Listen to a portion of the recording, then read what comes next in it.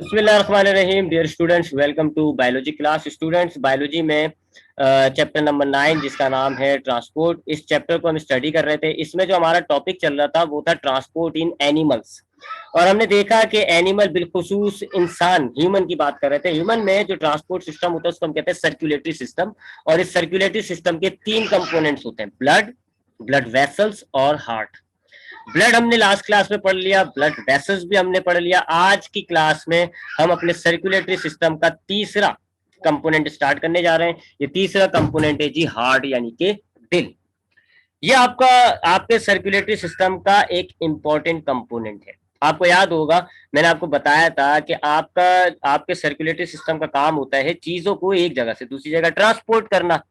अब ये कैसे ट्रांसपोर्ट होती है जी? जो चीजें जिनको ट्रांसपोर्ट होना होता है, जैसे फूड मॉलिक्यूल्स होते हैं, गैस के मॉलिक्यूल्स होते हैं, एंजाइम्स होते हैं, हार्मोन्स होते हैं, ये क्या होते हैं जी? ये ब्लड में डिसॉल्व हो जाते हैं। आपने ब्लड पढ़ा है, ब्लड के प्लाज्मा में डिसॉल्व हो जाते हैं। गैसेज जो है वो रेड ब्लड सेल्स में डिसॉल्व होती जुड़ती हैं जी हीमोग्लोबिन से। अब ये जो चीजें जिनको ट्रांसपोर्ट होना होता है ना, ये ब्लड में डिसॉल्व हो जाते हैं। और ब्लड आपका चलता है, फ्लो होता है किसमें? ब्लड वेसल्स में। लेकिन ब्लड खुद ब खुद फ्लो नहीं होता। आपका ब्लड फ्लो होता है ड्यू टू हार्ट।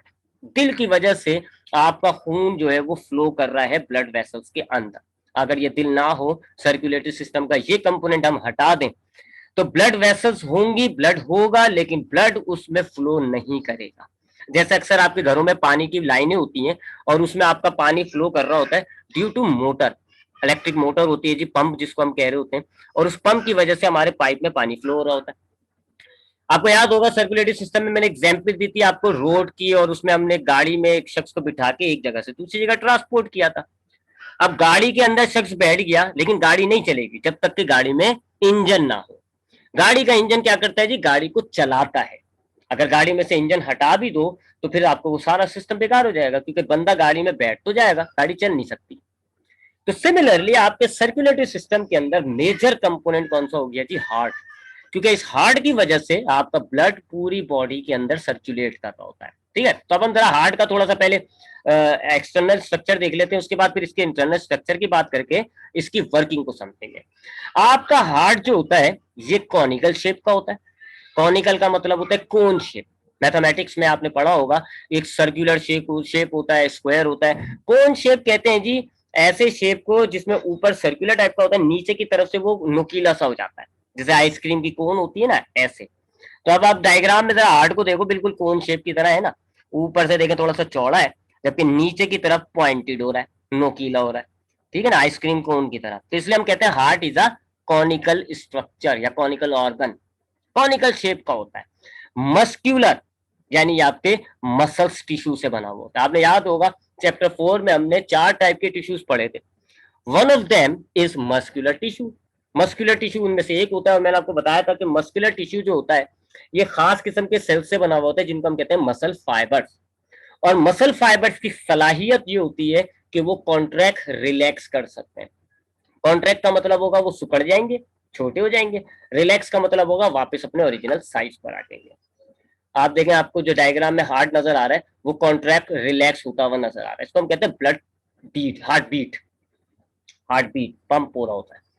तो ये जो आपका हार्ट है ना, ये मस्कुलर हो गया, और इन्हीं मसल फाइबर्स की वजह से आपका हार्ट जो होता है वो कॉन्ट्रैक्ट रिलैक्स होता रहता है। इस वक्त डायग्राम में आपको आपका हार्ट कॉन्ट्रैक्ट रिलैक्स करता हुआ नजर आ रहा होता है। इसको हम कह रहे होते हैं हार्ट बीट। बात करेंगे इस चैप्टर में आगे। पंपिंग ऑर्गन है ये आपका। पंपिंग ऑर्गन का मतलब क्या हो गया? ये आपके ब्लड वेसल्स के अंदर खून को पंप कर रहा होता है। यानी आपके ब्लड वेसल्स के अंदर खून को लाता है, ले जाता है, उसको वापस बुलाता है, ले जाता है, पंपिंग कर रहा होता है। ब्लड का जो फ्लो होता है वो इस हार्ट की वजह से होता है। तो हार्ट क्या हो गया? एक कॉनिकल मस्कुलर पंपिंग ऑर्गन है दैट सर्कुलेट्स ब्लड। और इसका काम क्या है? ये आपके ब्लड वेसल्स के अंदर खून को सर्कुलेट करता है, उसको लाना ले जाने का काम अंजाम दे रहा होता है। इसकी लोकेशन की बात करें तो ये हमारे थोरेक्स रीजन में होता है। थोरेक्स रीजन कहते हैं हम अपने ऊपरी हिस्से को, यानी कि चेस्ट पोर्शन। ठीक है, ये आपका जो होता है ना नीचे पेट वाला हिस्सा, इसको आपके तो एब्डोमिनल रीजन। और ये जो चेस्ट वाला हिस्सा होता है, सीने वाला हिस्सा, इसको हम कह रहे होते हैं थोरेक्स रीजन। तो हार्ट हमारा थोरेक्स रीजन के अंदर होता है। कहाँ पाया जाता है? सेंटर में होता है।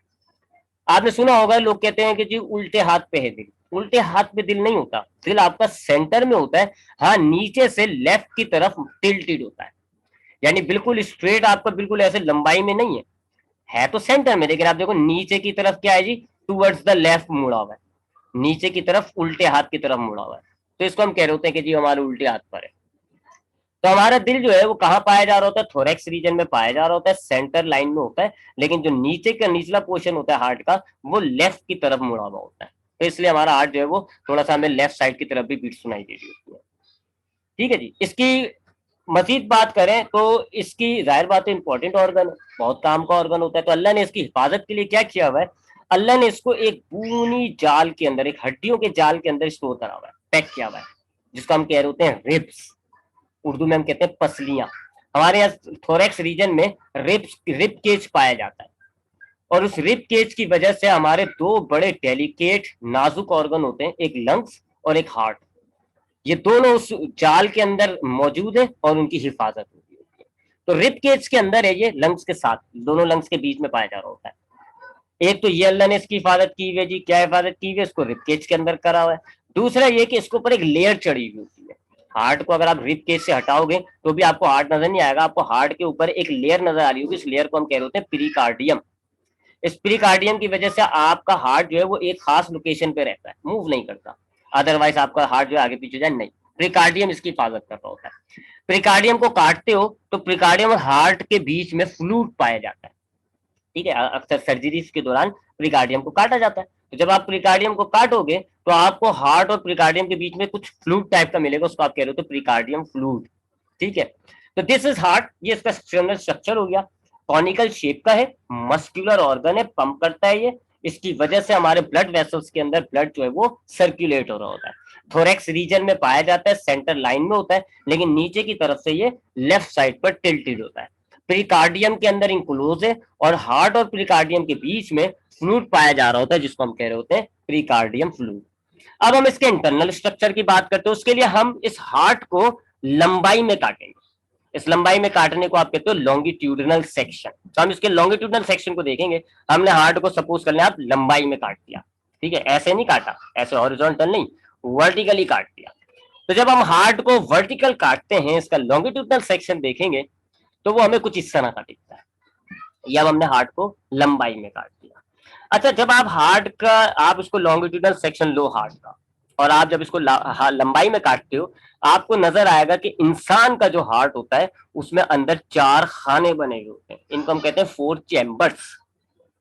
सारे एनिमल्स का हार्ट 4 चैम्बर नहीं होता, याद रखिएगा। फ्रॉग का, जैसे कि मिसाल के तौर पे फ्रॉग जो है उसका हार्ट जो है वो 3 चैम्बर होता है, बर्ड्स का हार्ट 4 चैम्बर होता है। मुख्तलिफ एनिमल्स में मुख्तलिफ चैम्बर्स होते हैं। लेकिन हम यहाँ पे मुख्तलिफ नहीं, सिर्फ ह्यूमन हार्ट की स्टडी कर रहे हैं, तो अभी हम सिर्फ ह्यूमन हार्ट की बात करते हैं। तो इंसान के दिल में 4 चैम्बर्स होते हैं, यानी 4 खाने। जैसे आपके होते हैं ना घरों में रूम्स होते हैं, 1 रूम, 2 रूम, 3 रूम, 4 रूम, इसी तरह हार्ट के अंदर कितने रूम है, 4। अब आपको ये 4 खाने नजर आ रहे होंगे, पहला ये हो गया, दूसरा ये हो गया जी, फिर एक ये हो गया और एक ये हो गया। तो इसमें से आपको ऊपर के 2 जो है थोड़ा सा सिमिलर नजर आ रहे होंगे, नीचे के 2 थोड़े से सिमिलर नजर आ रहे होते हैं। ऊपर के जो 2 होते हैं ना, इनको हम कहते हैं आर्टरिया, और अगर एक की बात करोगे तो आर्टरियम। ठीक है, सिंगुलर आर्टरियम और प्लूरल आर्टरिया। तो ऊपर के जो 2 होते हैं ना, इनको हम कहते हैं आर्टरियम। एक की सिंगल की बात करें तो आर्टरियम। ये थोड़े छोटे होते हैं साइज में, और इनकी वॉल्स भी, इनकी जो वॉल्स होती हैं वो पतली होती हैं। देखिए आपको नजर आ रहा होगा, पतली वॉल्स है निस्बतन नीचे वाले के, देखो। तो ऊपर वाले जो 2 हैं, ऊपर के जो 2 चैम्बर्स हैं, they are called atrium. One is called right atrium and the other is called left atrium. ये जो आर्टरियम होते हैं इनका साइज थोड़ा छोटा होता है, और इनकी वॉल्स भी पतली होती हैं। जबकि नीचे वाले जो 2 हैं उनको हम कहते हैं वेंट्रिकल्स। इनमें से एक हो जाएगा राइट वेंट्रिकल, जो सीधे हाथ पर, उसको हम कहेंगे राइट वेंट्रिकल, जो उल्टे हाथ पे उसको हम कहेंगे लेफ्ट वेंट्रिकल। वेंट्रिकल्स का साइज भी बड़ा है और इनकी वॉल्स भी थिक है, मोटी है। ठीक है, तो ऊपर के 2 चैम्बर्स हो गए आर्टरियम, नीचे के 2 चैम्बर्स हो गए वेंट्रिकल्स। ऊपर के चैम्बर्स छोटे, नीचे के चैम्बर्स बड़े। ऊपर के चैम्बर्स की वॉल पतली, नीचे के चैम्बर्स की वॉल मोटी। अब हम इनके बीच में देखें तो हमें आर्टरियम के बीच में एक बिल्कुल लेयर नजर आ रही होती है, उसको हम कह रहे होते हैं इंटर आर्टरियल सेप्टम। दोनों आर्टरिया जो है वो एक दूसरे से बिल्कुल अलहदा हो गए, सेप्टम हो गई, ये सेप्टम का मतलब है इनमें से कुछ भी क्रॉस नहीं कर सकता, बिल्कुल पक्की दीवार। तो दोनों आर्टरियम्स के बीच में आपको एक सेप्टम मिलता है जिसको हम कह रहे होते हैं इंटर आर्टरियल सेप्टम, और ये क्या करता है, राइट आर्टरियम और लेफ्ट आर्टरियम को एक दूसरे से सेपरेट कर देता है। इसी तरीके से दोनों वेंट्रिकल्स के बीच में भी हमें एक पूरी वॉल मिलती है, एक सेप्टम मिलता है, उसको हम कह रहे होते हैं इंटरवेंट्रिक्यूलर सेप्टम। और ये इंटरवेंट्रिक्यूलर सेप्टम क्या करता है, ये दोनों वेंट्रिकल्स को एक दूसरे से सेपरेट कर देता है। ठीक है, तो अब याद रखिएगा, राइट आर्टरियम से ब्लड लेफ्ट आर्टरियम में नहीं जा सकता, क्यों, सेप्टम मौजूद है, दीवार मौजूद है। वेंट्रिकल से दूसरे वेंट्रिकल में ब्लड नहीं जा सकता, क्यों, सेप्टम मौजूद है। ठीक है, तो आर्टरिया से आर्टरिया ब्लड नहीं जाता, वेंट्रिकल से वेंट्रिकल ब्लड नहीं जाता। उसके बाद अगर हम आर्टरियम और वेंट्रिकल के बीच में देखें, तो आर्टरियम और वेंट्रिकल के बीच में ये जो खिलाते हैं ना, ये चीज, ये खिलाते हैं वॉल। ये सेप्टम नहीं है, ये वॉल है। डायग्राम में देखो, आपको सेप्टम और वॉल में फर्क नजर आ रहा होगा। सेप्टम मुकम्मल तौर पर पैक हुए में, यानी सेप्टम में कोई इधर से उधर जाने के चांसेस नहीं है, बिल्कुल पक्की दीवार। जबकि वॉल आपको नजर आ रहा होगा थोड़े से खुले में। वॉल की खास बात ये होती है कि इसमें से एक डायरेक्शन में ब्लड फ्लो हो सकता है, दूसरी डायरेक्शन में ब्लड फ्लो नहीं हो सकता। ठीक है, ये हमने पढ़ा है वेन्स के अंदर। वेन्स के अंदर मैंने आपको बताया था वॉल होता है, इससे क्या होता है जी, एक डायरेक्शन में तो फ्लो हो जाएगा ब्लड, दूसरी डायरेक्शन में फ्लो होगा तो वॉल बंद हो जाएंगे प्रेशर की वजह से। तो यहाँ पर दो आर्टरियम और वेंट्रिकल के बीच में वॉल्स हैं। ठीक, तब दोबारा रिपीट करूं, हमारे पास दिल में 4 चैम्बर हैं। ये वाला है राइट आर्टरियम, ये वाला है लेफ्ट आर्टरियम, ये है राइट वेंट्रिकल, ये है लेफ्ट वेंट्रिकल। दोनों आर्टरिया के बीच में सेप्टम है, दोनों वेंट्रिकल के बीच में सेप्टम है, यानी कि आर्टरिया आर्टरिया और वेंट्रिकल वेंट्रिकल, इनमें ब्लड ट्रांसफर नहीं हो सकता। आर्टरियम और वेंट्रिकल के बीच में वॉल पाए जा रहे हैं, इसका मतलब है आर्टरियम से वेंट्रिकल ब्लड आ सकता है। तो ये जो राइट आर्टरियम है ना, अब यहां से कहां जाएगा ब्लड, लेफ्ट आर्टरियम में नहीं, सेप्टम मौजूद है, कहां जाएगा, राइट आर्टरियम से ब्लड आ जाता है राइट वेंट्रिकल में। इसी तरीके से लेफ्ट आर्टरियम से ब्लड कहां आएगा, लेफ्ट वेंट्रिकल में। ठीक है, सेप्टम्स मौजूद है, और ये सॉरी वॉल मौजूद है। और ये भी याद रखिएगा, राइट वेंट्रिकल से ब्लड वापिस आर्टरियम में नहीं जा सकता, वॉल क्लोज हो जाएगा। लेफ्ट वेंट्रिकल से ब्लड वापिस लेफ्ट वेंट्रिकल नहीं जा सकता, वॉल क्लोज हो जाएगा। है ना, अल्लाह ने कितनी फनकारी से बनाया हुआ दिल, देख रहे हो आप, कितनी बेहतरीन कारीगरी है ये। ठीक है, तो राइट आर्टरियम में आपका जो ब्लड होगा वो राइट वेंट्रिकल में आएगा, लेकिन राइट वेंट्रिकल से ब्लड वापस राइट आर्टरियम में बैक फ्लो ऑफ ब्लड नहीं होगा, वॉल क्लोज हो जाएंगे। इसी तरीके से लेफ्ट आर्टरियम से ब्लड आपका लेफ्ट वेंट्रिकल में आ जाएगा, लेकिन लेफ्ट वेंट्रिकल से वापस ब्लड फ्लो नहीं होगा, यानी लेफ्ट आर्टरियम में नहीं जाएगा, वॉल क्लोज हो जाएंगे।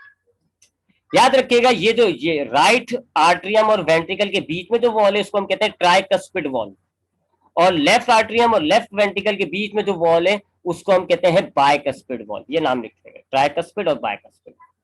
तो राइट आर्टरियम राइट वेंट्रिकल के बीच में जो वॉल है it is called tricuspid wall, and the left atrium और लेफ्ट वेंट्रिकल के बीच में जो वॉल है उसको आप कह रहे हो तो बाइकस्पिड वॉल। आपने सुना होगा वॉल बंद हो गया, दिल के वॉल बंद हो गया, सर्जरी हो रही है, वो ये वॉल है। और भी है, फिलहाल 2 अब तक आए, एक ट्राइकस्पिड एक बाइकस्पिड।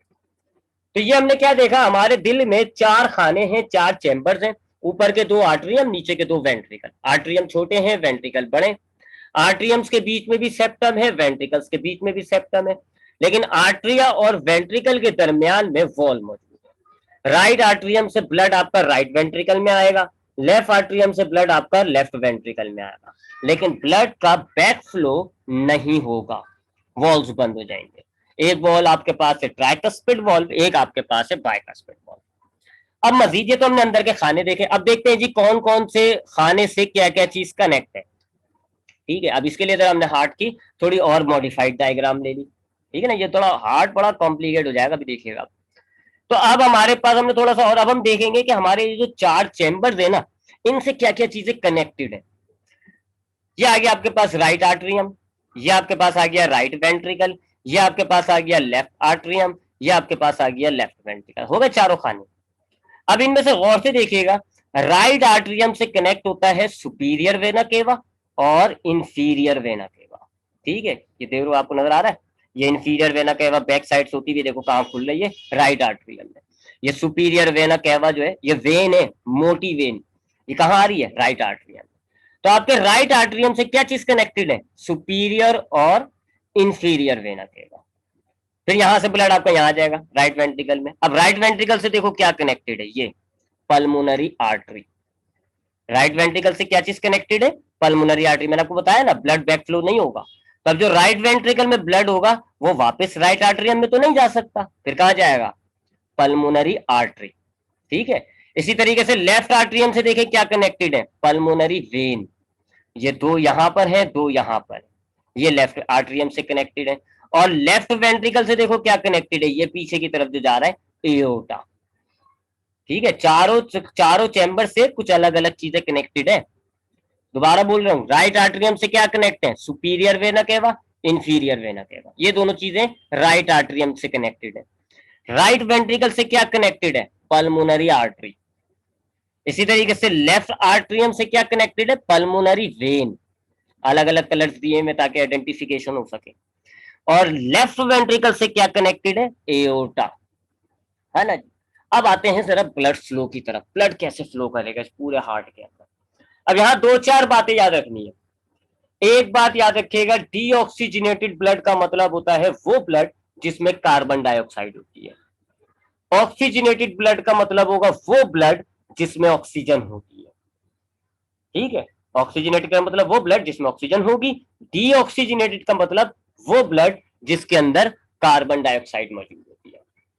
चले जब हम हार्ट की वर्किंग देखते हैं जी, हार्ट के अंदर दिल किस तरीके से किस किस डायरेक्शन में फ्लो करता है, ये आपके पास वही आ गया जी हार्ट।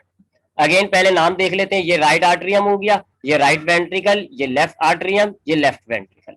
राइट आर्टरियम से क्या कनेक्टेड है, सुपीरियर वेना केवा और inferior vena cava. Right ventricle से क्या कनेक्टेड है जी, पल्मोनरी आर्टरीज। लेफ्ट आर्टरियम से क्या कनेक्टेड है, पल्मोनरी वेन। जबकि लेफ्ट वेंट्रिकल से क्या कनेक्टेड है, एओर्टा। अब होता क्या है जी, याद होगा आपको, वेना केवा वेन्स की मोटी फॉर्म होती है, यानी बहुत सारी वेन्स अगर मिल जाती हैं वेना केवा बनता है, काफी थिक होता है, काफी मोटा होता है। ये वेन्स हैं। और वेन्स का क्या बताया था मैंने आपको, वेन्स वो ब्लड वेसल्स होती है जो दिल तक खून लाती है, आपके पूरी बॉडी से खून को जमा करके दिल तक लेकर आ रही है। तो ये वेना केवा है, ये आपकी बॉडी से खून जमा करके दिल तक लाएंगी। अब इसमें से ये जो सुपीरियर वेना केवा होती है ऊपर की तरफ है, लिहाजा ये आपके ऊपरी पार्ट से ब्लड लाएगी। हाँ, आपका ये हो गया हेड हो गया, आईज हो गई, नोज हो गया, जॉज हो गए, बक्कल कैविटी हो गई, कान हो गया, शोल्डर्स हो गए, नेक हो गई। ये जो आपके ऊपरी पार्ट है ना, दिल से ऊपर वाले पार्ट, इधर से ब्लड कनेक्ट होता है और किसके जरिए आ रहा होता है, सुपीरियर वेना केवा।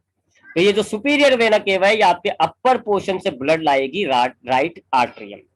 जबकि इंफीरियर आप देखो नीचे की तरफ है, तो ये आपकी लोअर बॉडी से ला रही है। तो आपके दिल से नीचे जितना भी हिस्सा है वहां से ब्लड आएगा इंफीरियर वेना केवा, और जो ऊपरी हिस्सा है वहां से ब्लड आएगा सुपीरियर वेना केवा से। चले जी, दोनों वेना केवा ने आपका ब्लड लिया और कहां जाके, कहां पर होती है ये, राइट आर्टरियम। तो अब आपके बॉडी में जो अपर पोर्शन है जी, वहां से ब्लड आया जी सुपीरियर वेना केवा के जरिए, और कहां आ गया जी, राइट आर्टरियम में। और जो आपकी निचला बॉडी का हिस्सा है, नीचे का जो पोर्शन है, उधर से आपका ब्लड आया जी इंफीरियर वेना केवा से, और कहां पर आगे जमा हो गया, आपके दिल के पहले चैम्बर में, यानी राइट आर्टरियम में। अब आपकी बॉडी से, सारी बॉडी से ब्लड कनेक्ट होके कहां पर मौजूद हो रहा है, पहले चैम्बर पे, राइट आर्टरियम। अब राइट आर्टरियम आपका भर गया। अच्छा याद रखिएगा, ये है डीऑक्सीजनेटेड ब्लड। आपके दिल तक जो खून आ रहा है पहले, ये कौन सा है, डीऑक्सीजनेटेड, इसमें ऑक्सीजन नहीं है, कार्बन डाइऑक्साइड है। अब आपकी पूरी बॉडी से डीऑक्सीजनेटेड ब्लड कलेक्ट हो गया किसके अंदर, पहले चैम्बर में, राइट आर्टरियम। अब क्या होता है जी, आपको पता होगा, आपने देखा होगा, सुना होगा, आपका दिल पंप करता है। मैंने आपको ऊपर पहली स्लाइड में भी बताया था, आपका दिल पंप करता है, कॉन्ट्रैक्ट होता है, रिलैक्स होता है, कॉन्ट्रैक्ट होता है, रिलैक्स होता है। ये जो कॉन्ट्रैक्ट रिलैक्स होता है ना, ये दो फेसिस में होता है। पहले फेस के अंदर आपके आर्टरिया कॉन्ट्रैक्ट करते हैं, ऊपर वाले दोनों, राइट और लेफ्ट। और दूसरे फेस में आपके वेंट्रिकल्स कॉन्ट्रैक्ट करते हैं। ठीक है, एक को हम कहते हैं सिस्टोल और एक कहते हैं डायस्टोल, जो हम आगे पढ़ेंगे हार्ट बीट में। तो आपका जो हार्ट बीट करता है ना, दो फेसिस में करता है। पहले फेस में आर्टरिया आपके कॉन्ट्रैक्ट होते हैं, दूसरे फेस में आपके वेंट्रिकल्स कॉन्ट्रैक्ट होते हैं। अब पहला फेस कॉन्ट्रैक्ट होगा तो हुआ क्या, आपकी बॉडी से सुपीरियर वेना केवा से ब्लड आया राइट आर्टरियम के अंदर, इंफीरियर वेना केवा से ब्लड आया राइट आर्टरियम। आपका राइट आर्टरियम भर गया। अब यहां पर राइट आर्टरियम यानी कि पहला फेस होगा जी, राइट आर्टरियम कॉन्ट्रैक्ट करेगा, सुकड़ जाएगा, दब जाएगा, first phase of the heartbeat. अब आपका राइट आर्टरियम से ब्लड